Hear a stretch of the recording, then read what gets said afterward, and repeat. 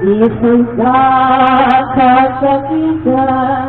na akong naahian, na buot magalupag na akong patuo. Kahit doon ko mutuaw kaniya, Ginoo, tingkalan, ligo na, o Ginoo, ang mahulang kong kalang, hangtod na matapos kiling pagsulay, petigog ako, pagamhanan mong kamot, Ginoo, tingkalan, ligo na. Anulay ang kaaway, musulay ka na ko, Tingkalan sa titunya, o giyang doon mo. Kahit daw ko, muguakan niya, Ginoo, tingkalan, ligo na, o Ginoo, ang mahuyang kong kalang, ang salamat tapos piling pagpulay, pagpikuwagak lang, ang kagamhanan mong kamot, Ginoo, tingkalan, ligo na. Ginoo, tingkalan, ligo na.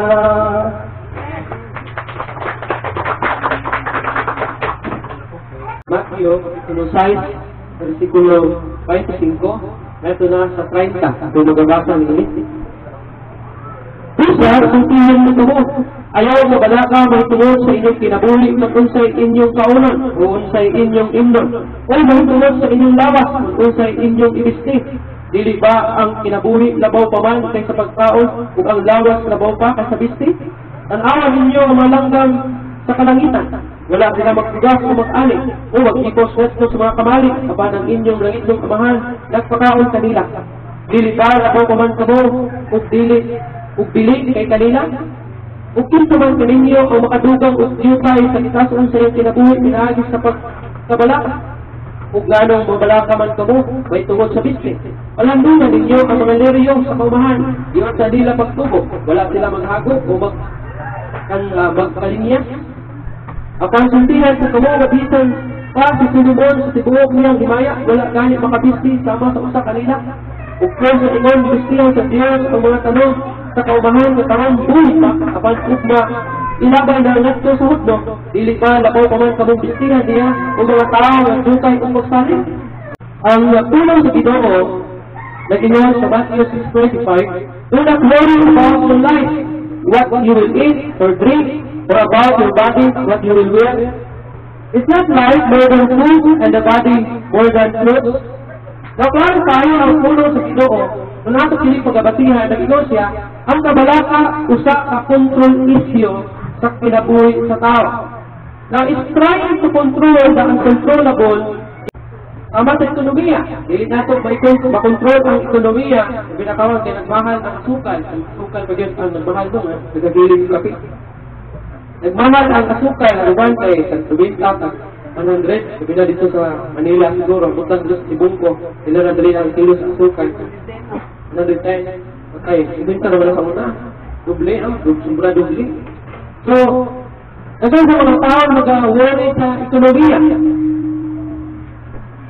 Bisan o wala tayong mahimo, may tungkol sa atong ekonomiya. We can't control our economy. So we can't control our children. So we worry about our children. Nabalaka kita may tungkol sa mga kabataan, pero dili man ta makakontrol pud kanila. Even sa atong future, we worry about our future, pero dili man nato makontrol ang ato ang future. Isa pag-unsa ka nindot ang ato ang planos kinabuhi. Isa pag-unsa ka maayo ang ato plastada para sa atong ugma ning kalibutana. Pero ang pagbuot ng gyapon sa Ginoo ang mahitabo. Nagawan ingaw padriya ang pagkabalaka dili makasulbad sa bisan unsa. Ano nga mabalaka man ta? Ang pagkabalaka dili man makasulbad sa bisan unsa. But kasabot bisan og unsa ang panimo sa pagkabalaka sa usa ka sitwasyon. Ug kung nagpuyo lang ka, nagunahuna, wala gyapon kasulbaran ang tanan. Unless kung ikaw bulihok, bubuhat sa kanyang saman ang imong nauna-unaan. Now si Jesus Christ, naghatag siya og upat na rason anong dili kita dapat mabalaka sa diha na siya nagwali dito sa tungkod. Ingon pa niya diriya, worry is unreasonable. Ano ning unreasonable? Ang kabalaka dili makatarunganon sa Bisaya pa. Ingon pa ang verse 25 ganina atong gibasa, do not worry about your life, what you will eat or drink, or about your body, what you will wear. Is not life more than food and the body more than clothes? Now, si Jesus Christ simply nag-ingon siya nga kung kini dili man siya lungkad kadugay o sa taas na panahon ayaw kabalaka mahitungod ni ini. Kung dili man siya mulungkad ang usa ka butang ay imong kabalakan, mas paayo na dili ka angay na mabalaka. Ingon pa, to worry about something you can change is foolish. Ang pagkabalaka kuno sa usa ka butang na dili na mausap usa ka kabinuang. Daghan sa mga tao nakabalaka ta sa usa ka butang nga wa man tay mahimo, di man nato ma-change, di man nato mausap. Ingon pa na diriya ang pagkabalaka sa usa ka butang nga wala tay mahimo, binuang. Ug ingon pa diriya, to worry about something na diin or to worry about something you can change is foolish.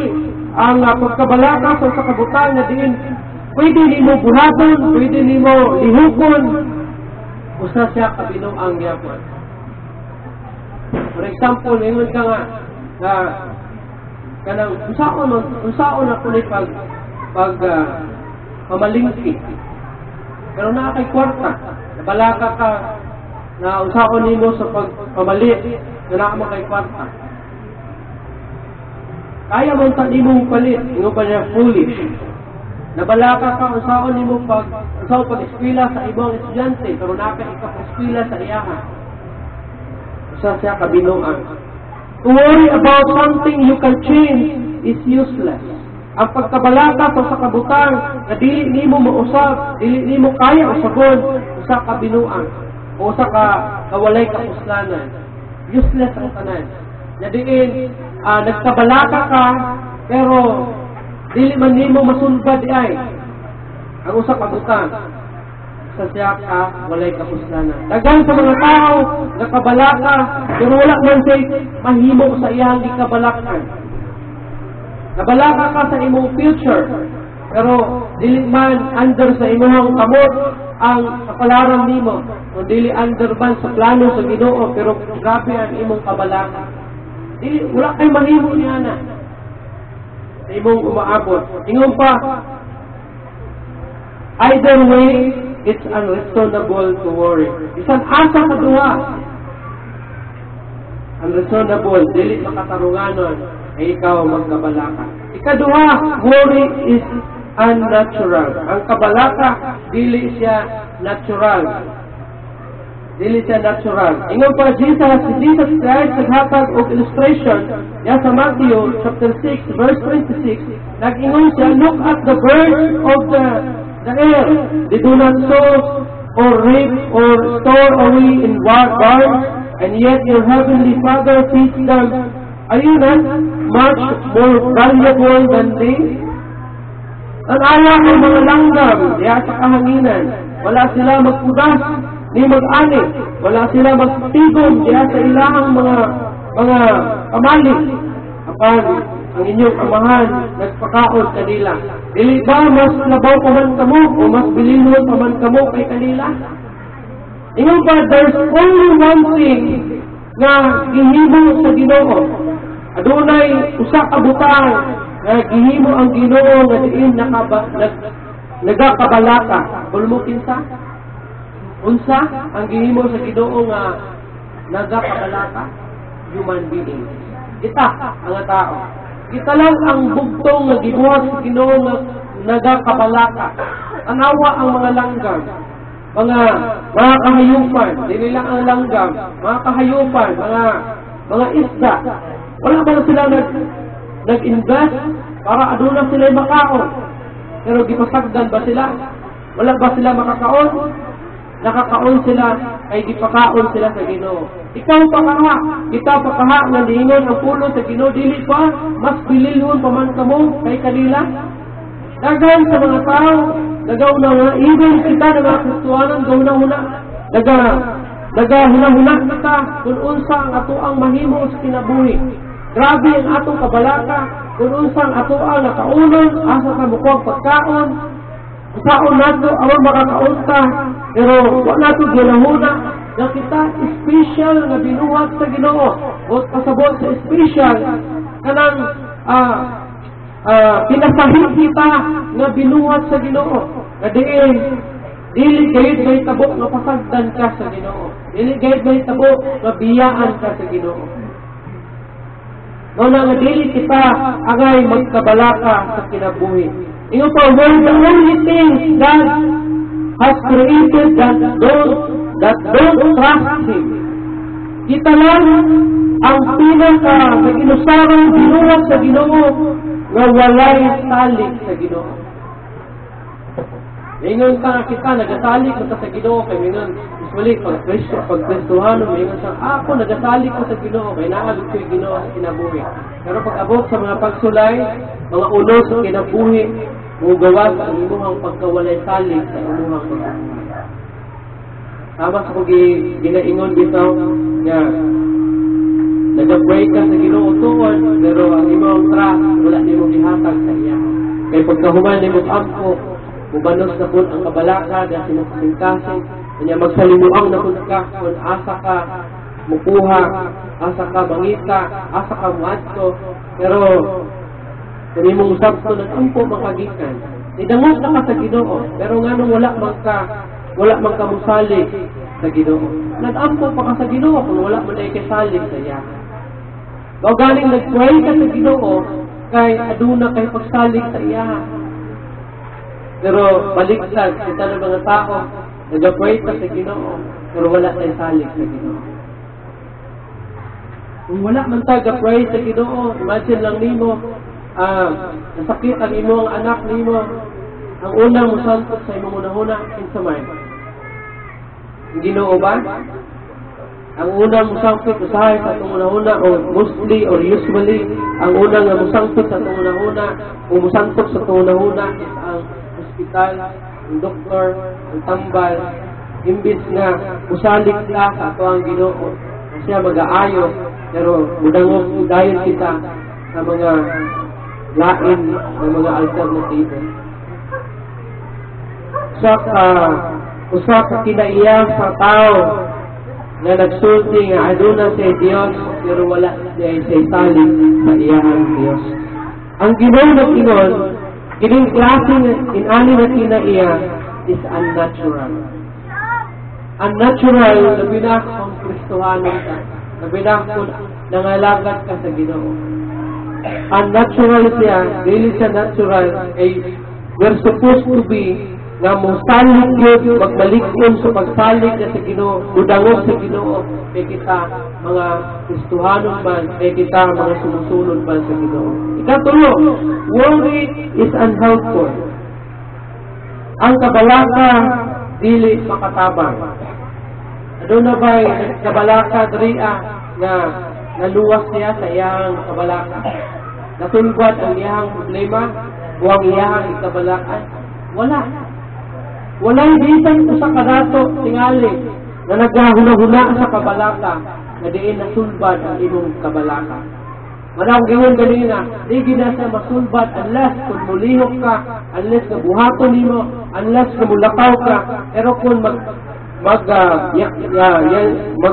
uyo lang ka diya sa imuhang balay ug magmuni-muni sa imuhang problema, ang imuhang maangkon ang kunot lang diya sa imong agkang, diya sa imong apin. Ang imo lang maangkon kay kanang problema diya sa imuhang kasing-kasing nimo, pero walay kasulbaran, walay katubagan sa imuhang gikabalaka. Kaya nga naman, ang pagkabalaka dili gayud makatabang sa tuwa. O nanganong mabalaka man ka, dili man diay makatabang sa tuwa. Mabalaka ka unsa ang imuhang future nimo, dili man makatabang sa imo. Mabalaka ka unsa ang imuha asa ka mukuha og pagkaon, dili man makatabang sa imuha. Mabalaka ka asa ka mukuha og kwarta, dili man makatabang sa imuha ang pagkabalaka. Aron matubad nimo o aron makuha nimo ang gusto nimo makuha o ang butangas kay imuhang posible ikabalakan, liho, buhata, lakaw, tinguhaa, ug ayaw sa sigig hunahuna sa mao nga kabalaka, ay sa sigig nimo hunahuna sa kabalaka, dili gid makatabang sa imo. Gawas na mukunot ang imong agtang, mukunot ang imong aping nimo, ang imong naw kay stress kayo tan-awon.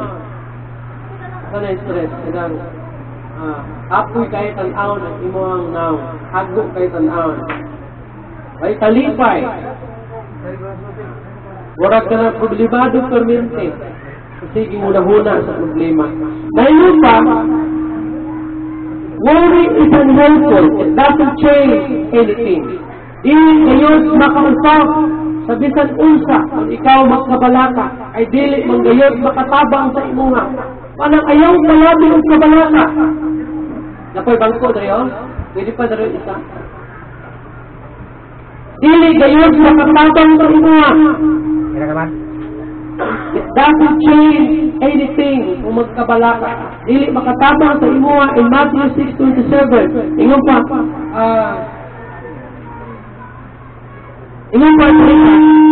but any one of you will worry add a single hour to your life. Nakabay isa ka ninyo na sa kabalaka, nakadugang ubisan ko sa lang ka-oras iyahang kinabuhi. Wala. Wala'y bisan ko sa kanato. Nga nagahuna sa kabalaka. Nga nakadugang o kanang sa ka-oras lang sa atong kinabuhi. Ganit may posible pa na mabawasan ka ug mga oras sa imong kinabuhi sa sige kabalaka. Nga naman, sama kong gigon resulta sa imong pagka-stress. Nya kung daghan kay ginahuna mo ang gawas ang mga balatian diha sa imong lawas nimo tungod sa imong kabalaka. Nya basin og dili nimo makaya ang imong problema, basin mo resulta sa imong sa kining depression. Mo resulta sa kining bitaw pamahala sa kinabuhi. Kana bitaw may mga tao na sobra sa kabalaka, muhimo na lang og dili maayo. Uban mangawa, ang uban manulis, ang uban kay manugal, kay lagi ako kayo ang iyang needs.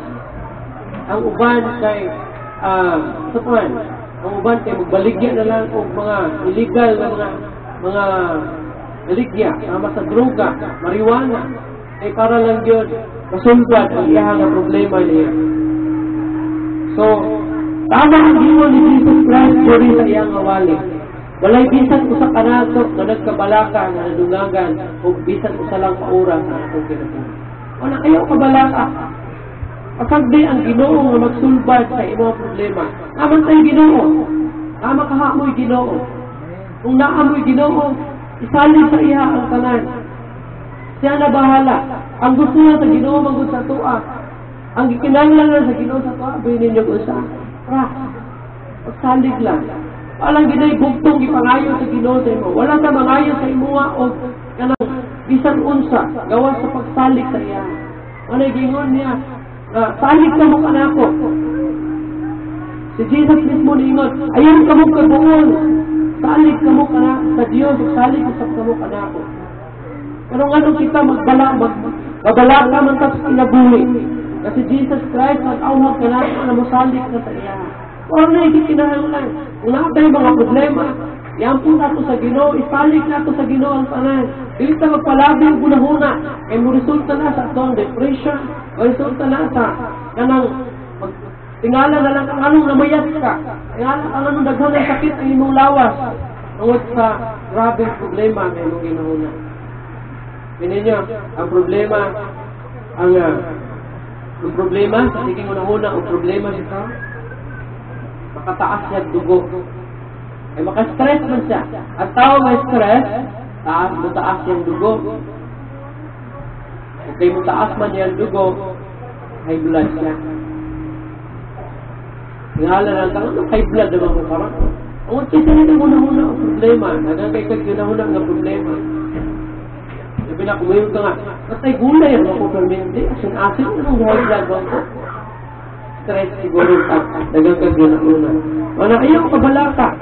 Ingo ba, when you worry about a problem, it doesn't bring you 1 inch closer to the solution.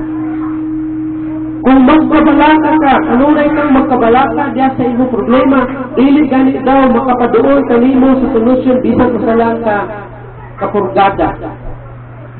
Dili gid baka hatag og kasumbaran ang sige kabalaka. Makadugang na noon na ang problema sa imong kinabuhi nimo. Ingon pa,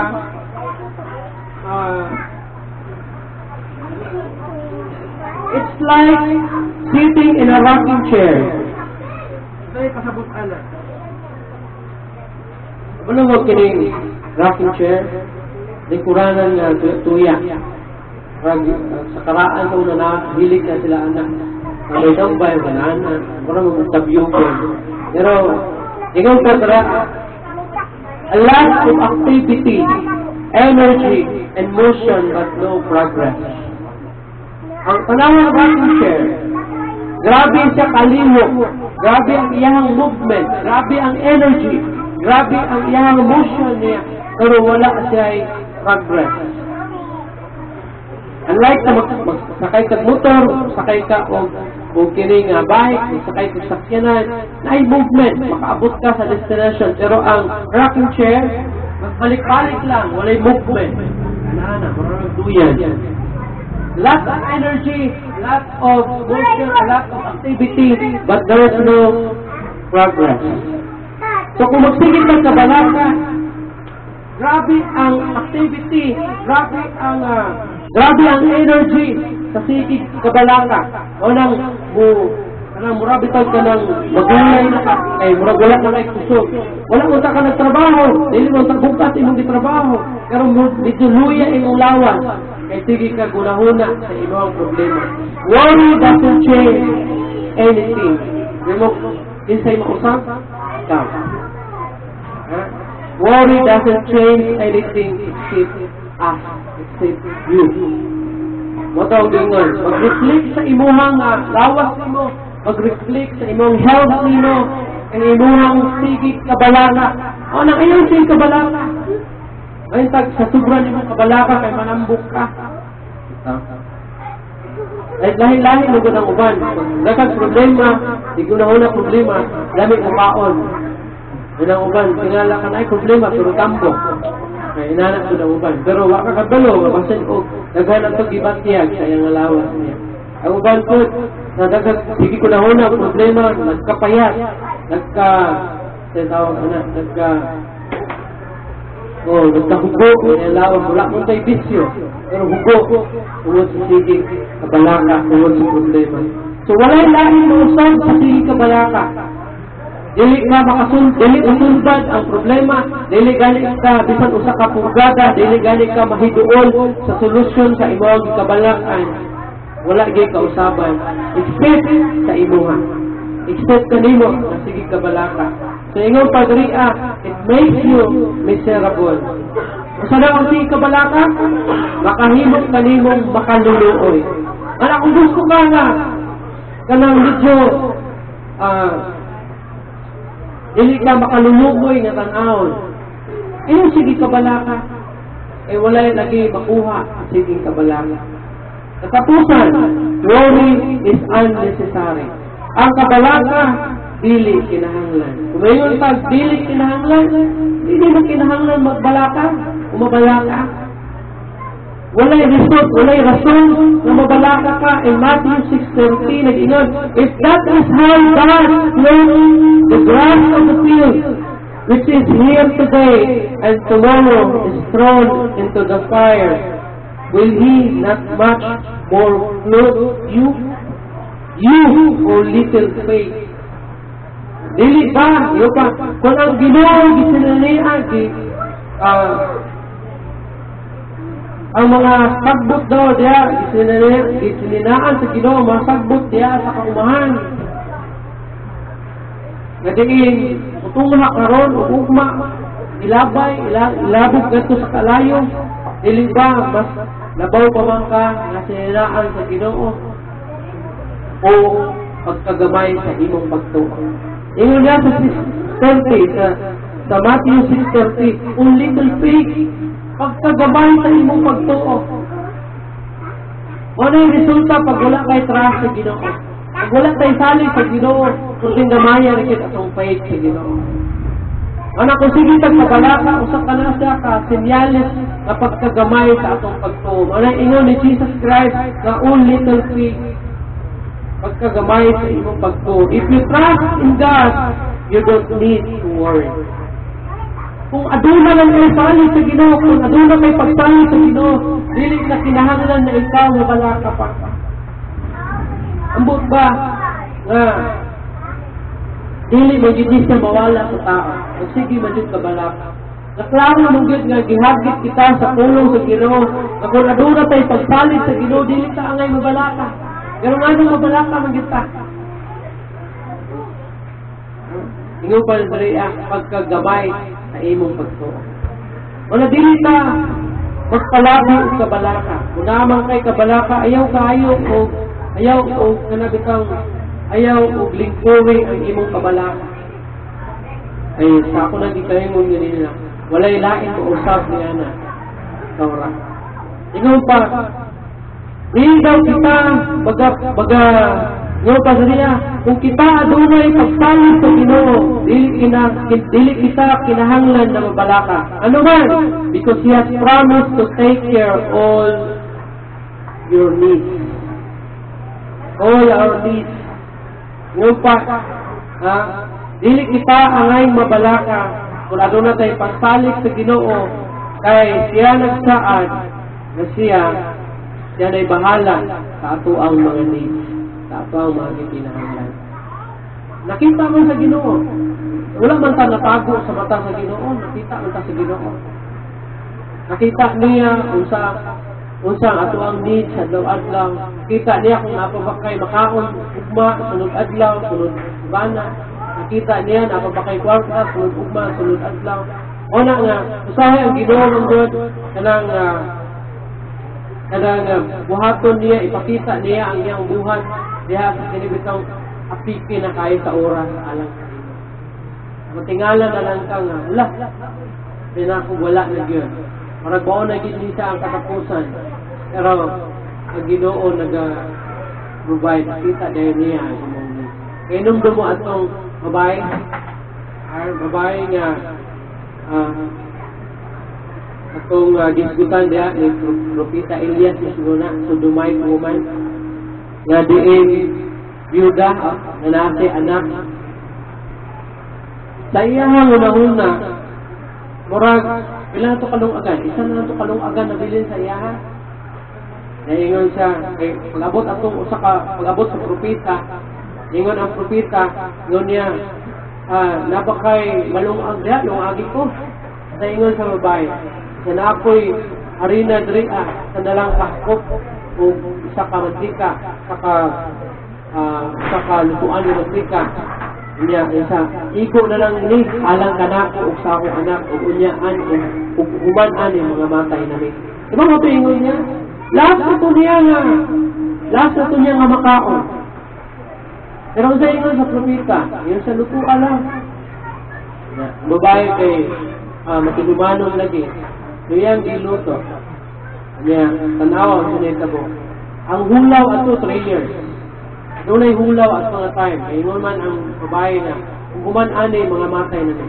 O bita itong nilayas to si Propeta Elias sa iyang itaguan na itong may mga kahoy, na mga tubig. Dito man to sa ginapakaon sa Ginoo, ginagi sa uwak. Nagipadala sa dito sa sa usa ka sudumay woman. Anya, dito, medyo nagyaw-yaw si Elias kaya nga nung ipapahawa siya dito sa usa ka lugar nga diin doon na siya makaon. Kaya sa ato lang sa usa ka babae. Ato dito niya. Pag ato niya dito, lasa na po na ito nga makaon. Pero gituman lang sa babae ang mando sa propeta, malutua kaya ron doon ay makaon. So, ang init, ang hulaw, may abot o tulog na tuig. So, in 3 years, nag-aawas ang iyahang harina o ang iyahang mantika dito sa iyahang sulanan. Imagine mo na siya. Wala ba ka na what kanay nana? What, sa tawag ana? Water jug ba na? Tawag ana? Inana. Urot na siya. Pero ini kawas mo na yung awas. Inana ang naitabo sa lana na katong tinaguan sa kabyuda. Yang iyahang kaban na sudlanan sa harina. Sige sa gluto for 3 years, way hurot-hurot. Basta nakatesting mo na ba? Kasi ikakuha sa imong butanganan bugas. Bakit mo kung nakapalit ng bugas? Doon na pa mo ng bugas. Malay nito. Imala sa Ginoo. Milagro sa Ginoo.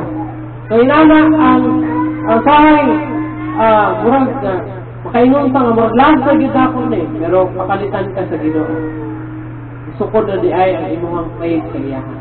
Wala kung kita dunay pagsalis sa Ginoo. Dili kita angay mabalaka. Kaya nga naman ang Ginoo nagsaan na siya hatag o siya na'y bahala sa tanan nato mga needs. Ingaw pa ang Philippians 4:19, God will meet all your needs according to the riches of His glory in Christ Jesus. Kung mayroon sa all your needs, so may pasabot-an na. Tanan. That includes your bills, mga bayron nimo, kuryente sa kung mga nag-wifi, mayroon nimo, mga utang ng tindahan, mga sa pagyon, mga balay nimo sa nagkalain ng mga tao, and even relational conflicts. Mga conflicts, mga nagbangin sa mga nagtiayon, mga nagbangin sa usa ka relasyon sa silingan, mga suon nga nag-away, ang Ginoo na mo ay magpasikuli ana. Dreams, mga damgo nato sa kinabuhi. Although, dili man nato, kontrolado ang atong future nato, pero natay mga dreams na kini ato ang i-rely sa Ginoo, ang Ginoo kung bahala na. Kung iyahang ihatag sa imuha, then maayo. Kung di po niya ihatag sa imuha, then maayo yato. Kaya ang Ginoo man labaw na sayo, kung sa'yo labing makaayo alang kanino. Atong mga goals, atong mga ambitions sa kinabuhi, we have ambitions sa kinabuhi. So, kana siya, ang Ginoo na'y bahala sa anak. Ihatag niya ang tanan nimong mga needs according sa iyahang riches, sa iyahang pagkadapat. And health issues, na kay mga balatian, na kay mga sakit, ang Ginoo na'y bahala sa tanan-anan. Ako'y mga ginabatyag ulawas atong pa-check up ko na ako'y tawag na high cholesterol, sa kong cholesterol. Kanya na ako'y gamay nga tumor mo daw ito asa ko ang lens na kidney. Yan ako'y ako ang atay kay pati. Ako'y pati liver. Napod ko'y kining taas-taas na sugar. Last time, kung niyaging adlaw sa ito, nagpalit pa siya itong tester sa tawag sa tawag ito. Glucometer, palit siya. 300 ako ang sugar, 300 kape. Dali kanya arang-arang gabi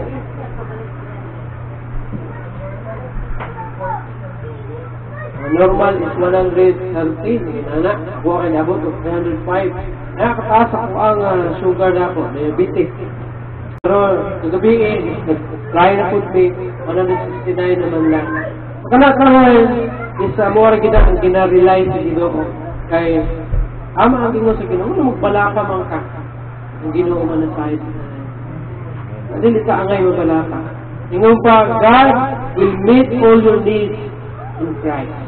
Gihatag sa Ginoo ang kanang atong mga needs. Unsa man ang imong mga needs, mga bayro no, mga galaskasan, mga bills nimo, mga utang sa tindahan, kapag mga balatian, mga relation nga nangaguba, nangasamok, may mga gap na mga relationship, sa tilingan, sa higala, sa mga relatives, sa mga inaskin na buhay, itugyan na sa Ginoo tanan. Ang Ginoo ang hatag sa tanan nimo kinahanglan. So don't worry about it. Ayaw kabalaka. Ngayon pa, ang kabalaka is ganito. Ang kabalaka is unreasonable. Ang kabalaka is unnatural. Ang kabalaka is unhelpful. And ang kabalaka is unnecessary.